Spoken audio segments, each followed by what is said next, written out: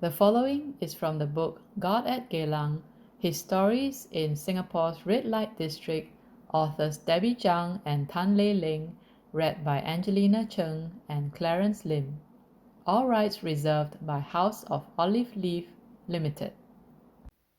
Chapter 12, Pandemic Panic.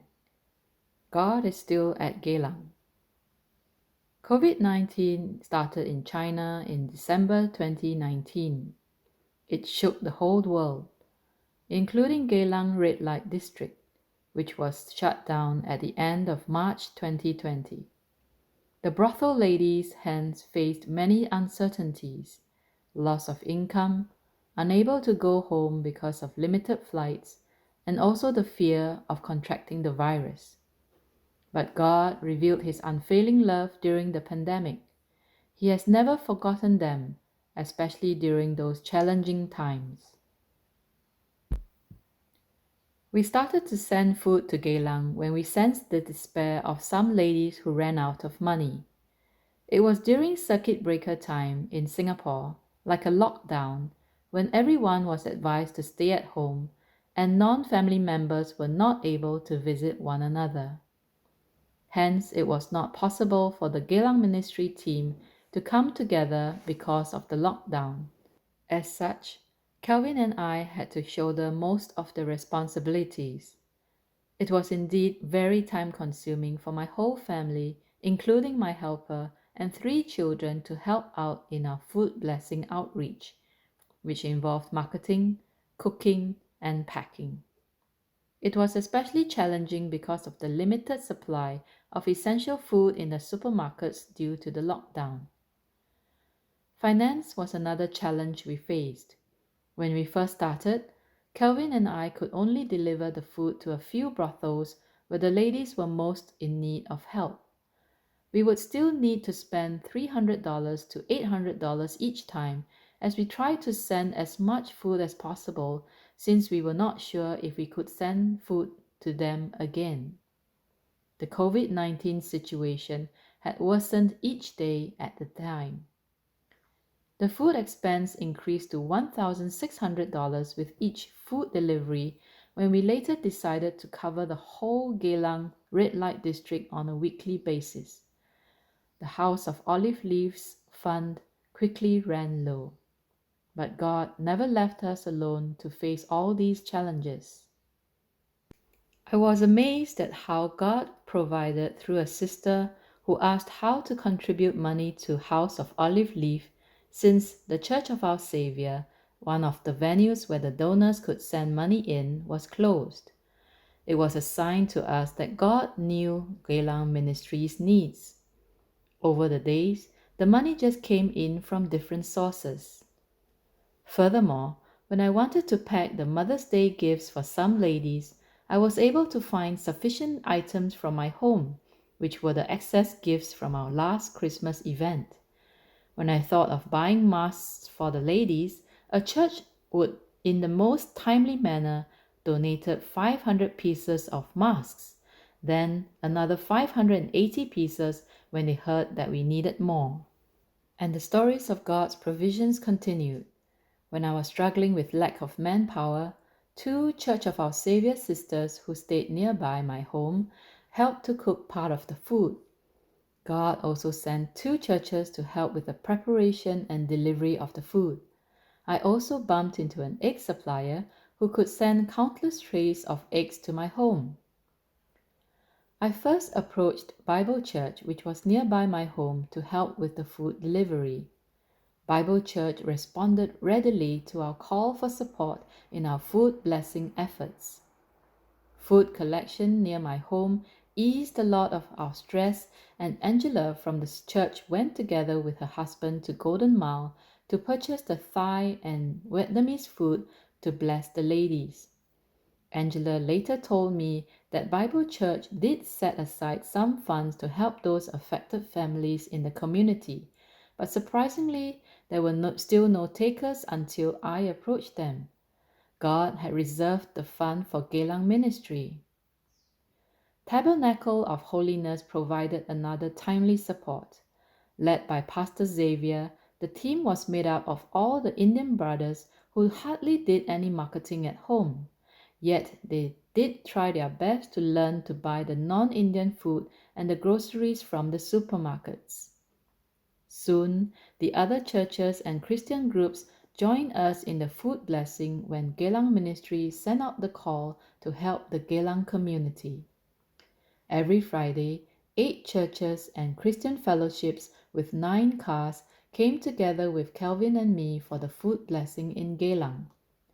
Each team was assigned to an area and a time slot so that we would not breach the rule of social distancing.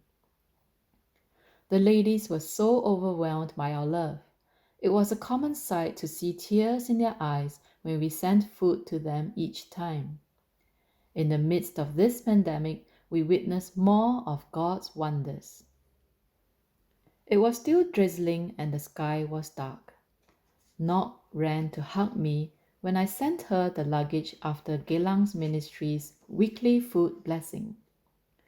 Nog had wanted to go home, but it was very hard to secure a seat back to Vietnam. Amazingly, she saw from above a light shining brightly upon her, and she knew that it was Jesus. She could not stop her tears. When I encouraged her to trust in God, she felt a sudden surge of warmth going through her body and sensed that she would be able to go home soon. She never expected the miracle would happen so quickly. At 11:48 a.m. on the very next day, which was a Saturday, Nog received a call from the Vietnam embassy informing her that she could take the Monday flight back home. When she rushed to ICA, all the service counters were already closed. Just then, an officer, who actually waited for her, handed her all the necessary departure documents.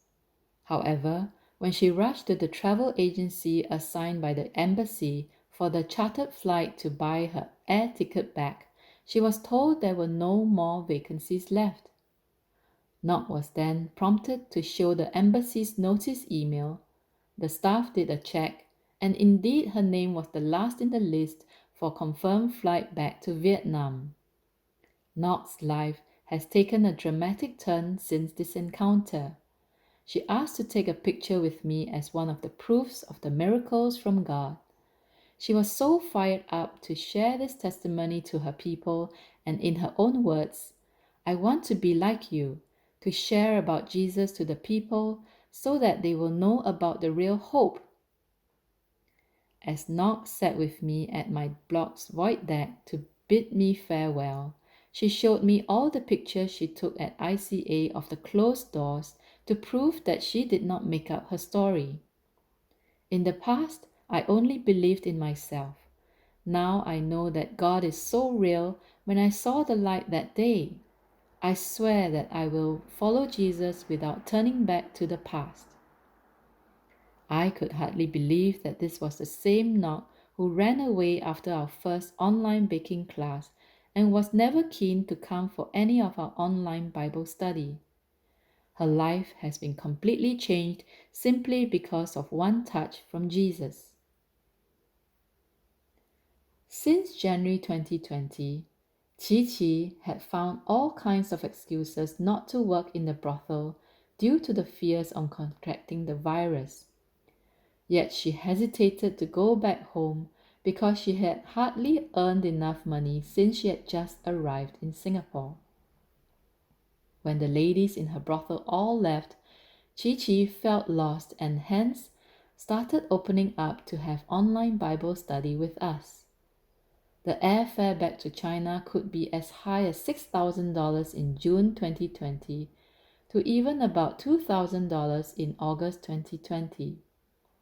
Chi Chi still hesitated even though she was very touched by Geylang Ministry's offer to sponsor $1,000 for her airfare. She finally made up her mind when China announced that further entry restrictions would be imposed soon. But the airfare was high, at $2,400. Unexpectedly, Covenant Evangelical Free Church, our partner to deliver the food to the area where the brothel Chi Chi worked in was located, decided to top up the balance of $1,400. Chi was speechless. In her life, she had never experienced such timely help without any expectation of return. It had been 3 weeks since Daisy terminated her work pass, and even with a letter of appeal, there was still no news from the Vietnam embassy. When Ailey, the Geylang ministry's sister, finally got through the hotline, she was told that there were more than 2,000 people on the waiting list to go back to Vietnam. The embassy staff, who did not understand the Geylang lady's situation, insisted that the boss should provide the medical care for Daisy if she had severe medical issues as described.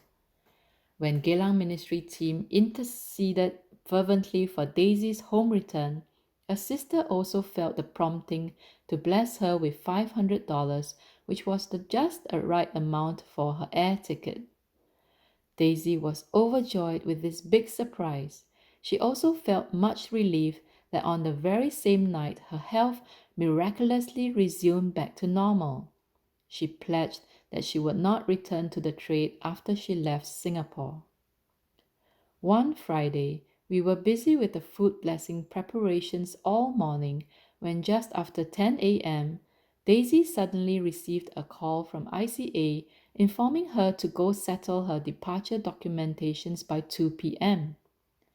Doreen and Sheng Mao, the couple from Agape, which provided weekly food delivery to Daisy's brothel, responded quickly to this urgent request. They brought Daisy to buy her air ticket for the chartered flight arranged by the embassy before rushing her to ICA. Daisy never went to any Singapore attractions over her 10 months in Singapore due to many restrictions. Hence, it was a miracle in itself that God answered our prayers for Daisy to visit Jewel, the shopping mall at Changi Airport, before her departure.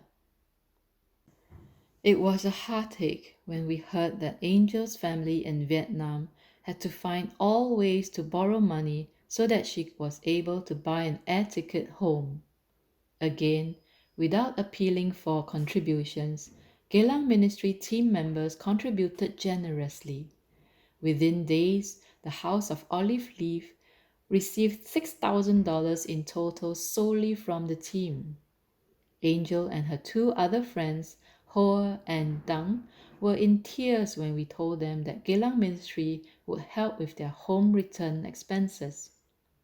1 week after, the three ladies witnessed another miracle. I had invited them to my home for a barbecue feast. I recalled an earlier notice from HDB about the power supply disruption which was scheduled on that very same day. The ladies, however, were so eager to come that they asked not to cancel the event and instead prayed earnestly with us for God to do the wonders again. On that day, which happened to be the Mooncake Festival, when the lady stepped out of the lift with me, we saw right before our eyes a construction worker switching on the power supply at my unit.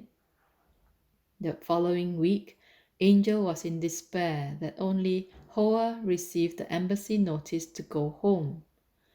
Geylang Ministry team and Agape, who adopted Angel's brothel for the food blessing project, prayed fervently for God to let the ladies encounter him again. The following day, Angel received the ICA call that she and Dung can go back to home on the same day as Hoa. Whether or not all the ladies and uncles will leave the trade when they leave Geylang, they will never forget in their lifetime about COVID-19 and the fact that it is the disciples of Jesus who stood together with them during this crisis. God is to be praised. We dedicate 12 chapters to 12 years of God's goodness and greatness at Geylang.